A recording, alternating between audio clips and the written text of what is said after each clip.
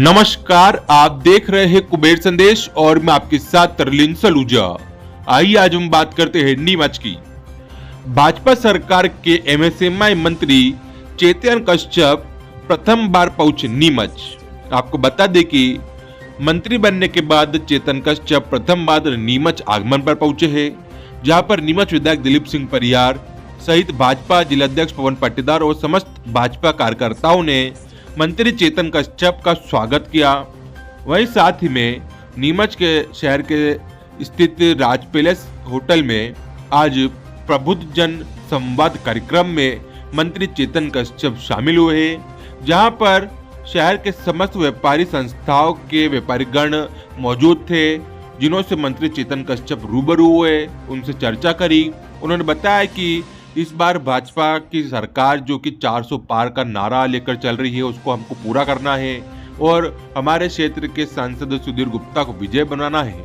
साथ ही में उन्होंने बताया कि जो भाजपा सरकार काम कर रही है वो सराहनीय काम है, जो मोदी सरकार कार्य कर रहे हैं उसकी प्रशंसा करी जाए जितनी कम है। वहीं इसको लेकर आज मंत्री चेतन कश्यप नीमच पहुंचे और समस्त व्यापारी संगठनों से रूबरू होकर उनसे चर्चा करी। आप खुद देखें पूरी खास खबर। सर, आज मंत्री बनने के बाद पहली बार आप नीमच आगमन हुआ है, क्या कुछ बैठक हुई, क्या कुछ चर्चा आज करी गई? आज भारतीय जनता पार्टी के प्रमुख बुद्धिजीवियों के साथ में गोष्ठी का आयोजन था और यह नीमच में मेरा पहला अभी मंत्री बनने के बाद आना हुआ है। यह मेरा कार्य क्षेत्र भी रहा है, राजनीति की शुरुआत मैंने यहाँ से करी है और निश्चित है कि यहाँ की जो भी पूरे बुद्धिजीवी और प्रबुद्ध वर्ग है उनका पूर्ण आशीर्वाद भारतीय जनता पार्टी को प्राप्त होता है।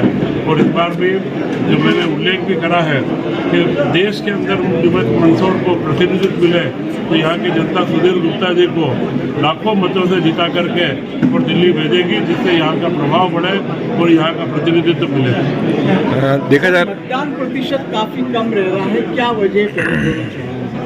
कांग्रेस की सुप्तता सबसे बड़ा कारण। कांग्रेस के अंदर बिल्कुल जिस तरीके से उम्मीदवार भाग रहे हैं, कांग्रेस का तो कार्यकर्ता भाग रहा है वो तो बहुत छोटी बात है, अब तो इनके उम्मीदवार खुद भागने लगे, बिना प्रयास के वो आकर के दरवाजा खटखटाने लगे। तो निश्चित है जब एक प्रतिपक्षी दल नहीं होता है तो कहीं न कहीं मतदान में कमी आती है। हमारा जो शुभचिंतक है वो ताकत से वोट डाल रहा है, कहीं पर भी हमारी कोई कमी नहीं।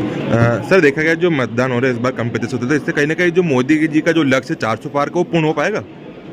मोदी जी का लक्ष्य अभी तक 10 सालों में जो भी उन्होंने लक्ष्य लिए सारे लक्ष्य पूर्ण हुए हैं और हमें पूर्ण विश्वास है। और यह लक्ष्य भारतीय जनता पार्टी का नहीं, देश की जो देश प्रेमी जनता है, जो राष्ट्र का गौरव चाहते हैं, भारत का गौरव चाहते हैं, उनका लक्ष्य ये पूर्ण होगा और भारत एक गौरवशाली राष्ट्र बनेगा। सर, 10 साल के काम के बावजूद बार बार राम मंदिर की बात, 370 की बात, आरक्षण की बात, मंगलसूत्र की बात।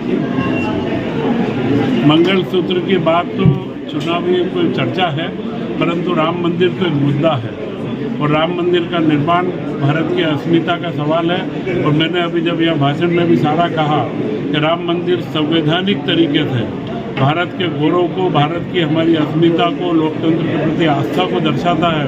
और मोदी जी ने राम मंदिर का जो निर्माण करवाया है वह निर्माण पूरी जनता ने स्वीकारा है, पूरे देश के अंदर व दूसरे देशों के भी सभी राष्ट्रों ने स्वीकारा है। इसकी तारीफ हर जगह हुई है, तो इसलिए इसकी चर्चा आवश्यक है और हम करते हैं। सर, देखा गया है कि जब से विधानसभा चुनाव है उसके बाद से लगातार कांग्रेस के दिग्गज नेता भाजपा के अंदर शामिल हो रहे हैं और आज भी एक मामला सामने आया जिसके अंदर इंदौर के अक्षय बम ने नामांकन उठाकर कांग्रेस छोड़ भाजपा के अंदर शामिल हुए।